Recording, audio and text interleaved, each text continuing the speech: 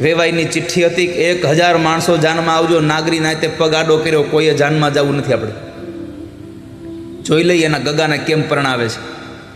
યાદ રાખજો, તમે કોઈ જાનમાં નહીં જાઓ ને તો જેનો છોકરો પરણવાનો છે ને એ પરણી જ જાહે. પ્રસંગ આવ્યો છે તો હું કહી દઉં તમને. ગોર બાપાએ બરાબર શામળિયાના હાથમાં શ્રીફળ જલાવી દીધું. આવીને કીધું કે શ્રીફળ આપી આવ્યો છું. ક્યાં? જુનાગઢમાં. કોના ઘરે? નાગર નરસૈયાની ઘરે. હે? નરસિંહ મહેતાની ઘરે તમે શ્રીફળ આપ્યો? મારી દીકરી તો દુખી થઈ જાય.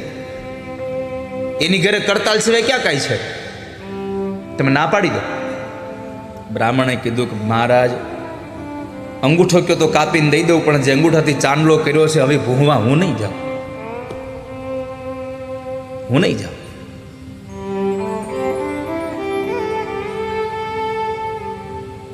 દીકરીના બાપે કીધું એક કામ કરો, તમે ના પાડવા ન જાઓ તો કઈ નહીં, એક ચિઠ્ઠી તો મારી દઈ આવો. આ ચિઠ્ઠી દઈ આવો, લાવો. વેવાઈએ ચિઠ્ઠી લખી દીધી. ચિઠ્ઠીમાં લખ્યું હતું કે વેવાઈને માલુમ થાય કે જાન લઈને આવો ત્યારે પૂરા 1000 માણસની જાન લાવજો, હાથી ને ઘોડા લઈને આવજો, અને જો આવી રીતની જાન લઈને આવવાની તમારી તૈયારી ન હોય તો જાન લઈને આવતા જ નહીં. કાગળિયો વાળ્યો, ઉપર લખ્યું જે જગ્યાએ એડ્રેસ લખવાનું હતું ત્યાં જય શ્રી કૃષ્ણ. ભૂદેવે આવીને નરસિંહ મહેતાને કીધું કે તમારા વેવાએ કાગળ આપ્યો છે, લ્યો. કાગળ આમ જોયો, ઉપર લખ્યું હતું જય શ્રી કૃષ્ણ. એ કે આમાં એડ્રેસ આપણું ક્યાં છે? આ તો ઓલાનું છે, દઈ દો એને, આ લ્યો. મંદિરમાં જઈને મૂકી દો. આ તમારી કઈક ચિઠ્ઠી આવી છે, જોઈ લેજો.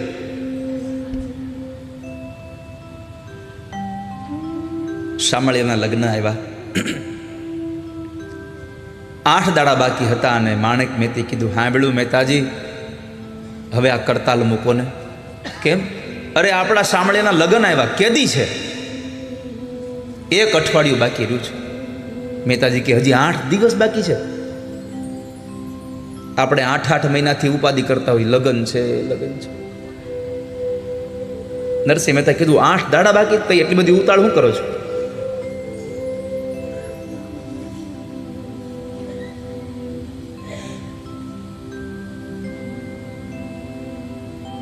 ચાર દાડા બાકી રહ્યા. માણેક મહેતે પાછું કીધું, હવે તો સમજો.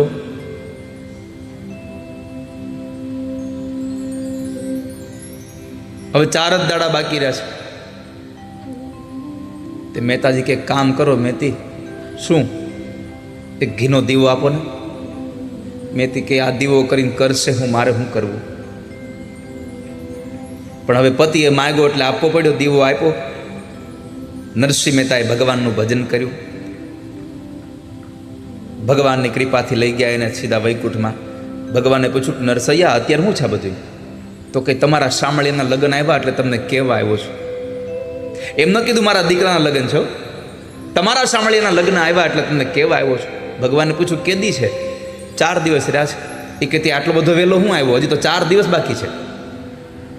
મહેતાજી કે મારે તો આવું જ નહોતું, પણ આ ઘરવાળા હક લેવા દેવા જોઈએ ને. એણે કાઢ્યો મને ઘરેથી. જાવ ને જાવ. પ્રણામ કરી નરસિંહ મહેતા પોતાના ભજનમાં. આ બાજુ લગ્નના 2-3 દાડા બાકી રહ્યા. ભગવાને ઉદ્ધવને મોકલ્યા, અર્જુનને મોકલ્યો, જાઓ જુનાગઢમાં રંગ કરી આવો.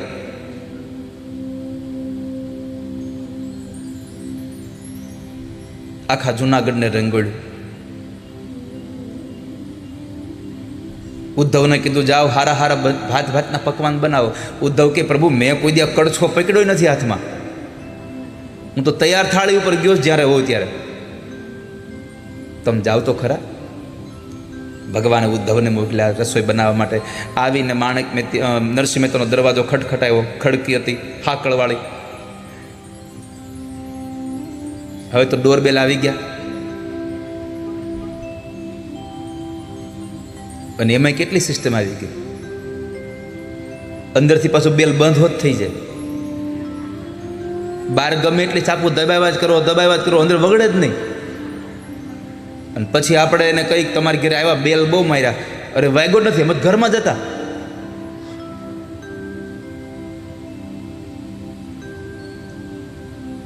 આ તો લોખંડની હાકળ ખડખડાવી. મહેતાજી ભગવાનના ભજનમાં હતા એટલે મહેતીએ દરવાજો ખોલ્યો. માથે ગમચો વાળેલો, આમ બાંધેલો, ઓલું લાલ કલરનું. એને હું ભૂલી ગયો, શું કહેવાયેલું લાલ આપણું ઓલું? હે,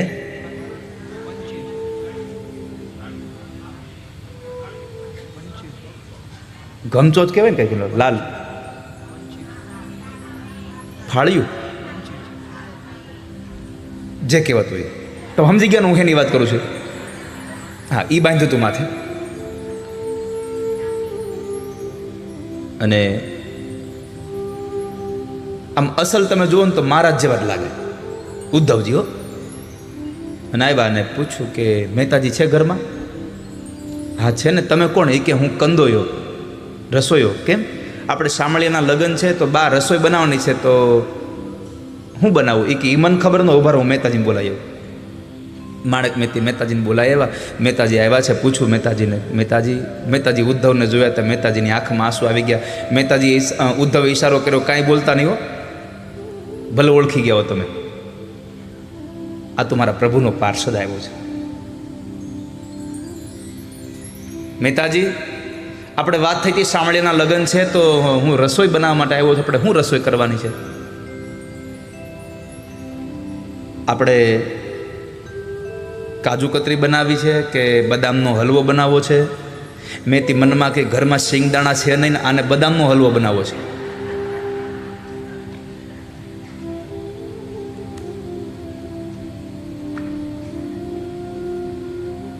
એટલે મહેતાજી કીધું કે તમારે જે બનાવો હોય તો બનાવો, કાંઈ વાંધો નહીં, આપણે પૈસા ક્યાં દેવાના જ છે.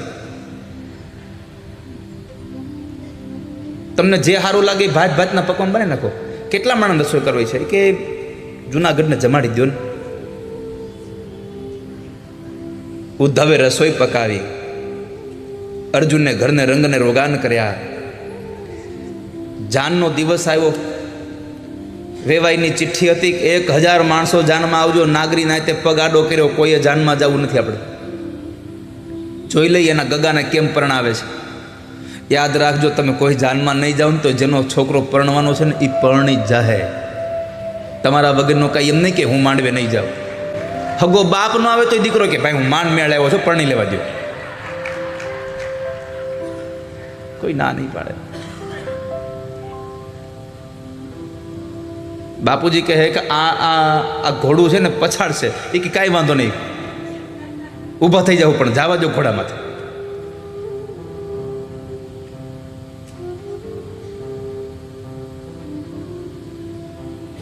જાન નીકળી 7 જણાની.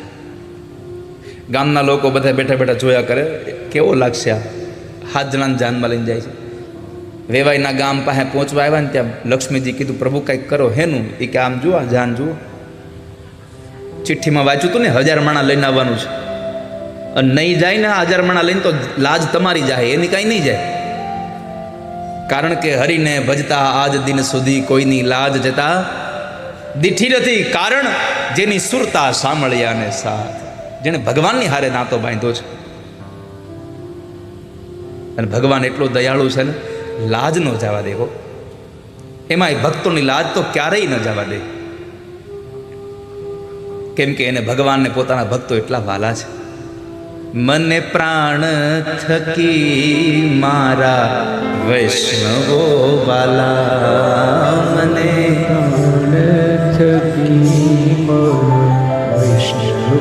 મેં કાલે જ કીધું ને, આ બધું આ અચાનક જ્યારે આવા પેલા દિવસોમાં બધું યાદ આવવા માંડે, સમજવાનું કાંઈક નવું છે. ને તો આ બધું 7મા દિનનું છે, 5મા દાડાનું છે બધું.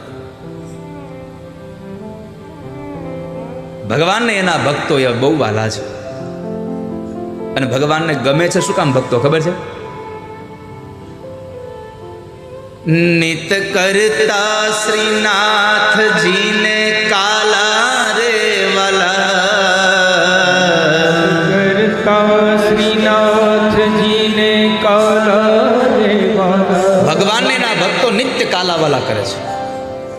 નિત્યને ગમે છે.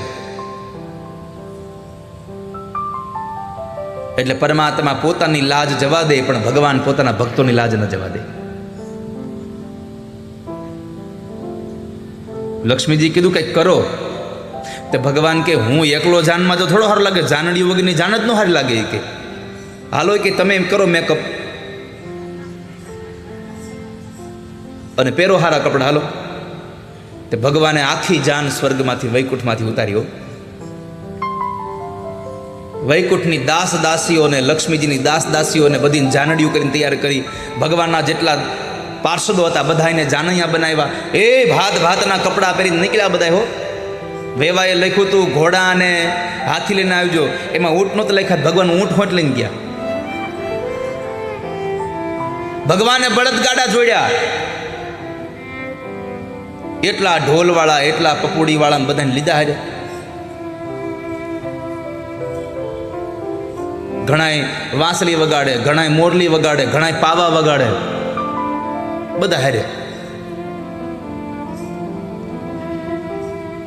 અને પછી એ જાન હાલતી થઈ. નરસિંહ મહેતા ઓળખી ગયા, ઓહો મારો ઠાકોરજી આવ્યો હતો. સૌથી આગળ પેલા વેલા હાલ્યા જતા હતા ભગવાન. પીળા પીતાંબર ને જરકસી જામા ભગવાને પહેર્યા. એ હોનાના મુગટ હો, હીરા મણેકથી જડેલા. ગળામાં એટલી મોટી મોટી માળાઓ ભગવાને પહેરી હતી. આજુબાજુમાં બે જણા આમ તમે જુઓ તો ચમર ઢોળે જાય. તમારી નજર ન પહોંચે ત્યાં સુધી જાન આમને માલી આવ્યો. અને વેવાઈને ખબર પડી કે આપણા વેવાઈ આવે છે બહુ જાડેરી જાન લઈને. 1000 માણસને કીધું તું આ તો 1500 લઈને આવે છે. સૌથી પહેલા તો રસોડે અવાજ કર્યો, 1500 આવે છે, 500ની વર્ષથી વધારે બનાવજો. અને સમય હતો, એ સમયમાં કદાચ ગામના પાદરમાં જઈને વેવાનું સ્વાગત કરવું, વેવાઈનું. એટલે નરસિંહ મહેતાના વેવાઈ સાલ લઈને નીકળ્યા અને ગામના પાદરમાં આવી અને ભગવાનને, અરે આવો વેવાઈ આવો. ભગવાન કે ઉભા રહ્યો, હું તમારો વેવાઈ નથી. કે તો અમે તો જાનમાં આવી, તમારા વેવાઈ તો વાહે લાવે છે. નરસિંહ મહેતાના વેવાઈએ વિચાર્યું કે મારા વેવાઈના જાનૈયા આટલા મોટા સજી ધજીને આવ્યા છે, તો મારા વેવાઈ કેટલા સજીને આવ્યા છે. જ્યાં જોવા જાય ત્યાં ટૂંકી પોતરીને હાથમાં કીર્તા, ગરજમાં ગોપી ચંદન અને તુલસી હેમનો હાર. સાચું નાણું તો ઠાકોરજી છે.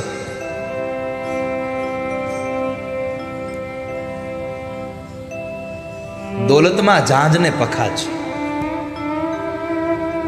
કરતાલ લઈને નરસૈયો ગીત ગાવા બેહે ને પછી ઠાકોરજી દોડી દોડીને આવે.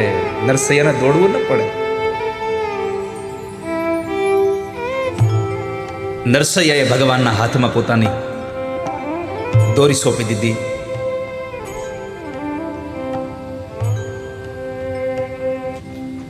કાગળ વિના પેનમાં લખી હુંડી અને એ સ્વીકારી ભગવાન દ્વારિકાધીશે. કાગળ નહોતો, પેને નહોતી, અને તોય ₹700ની હુંડી લખી એ દ્વારિકાનાથે સ્વીકારી.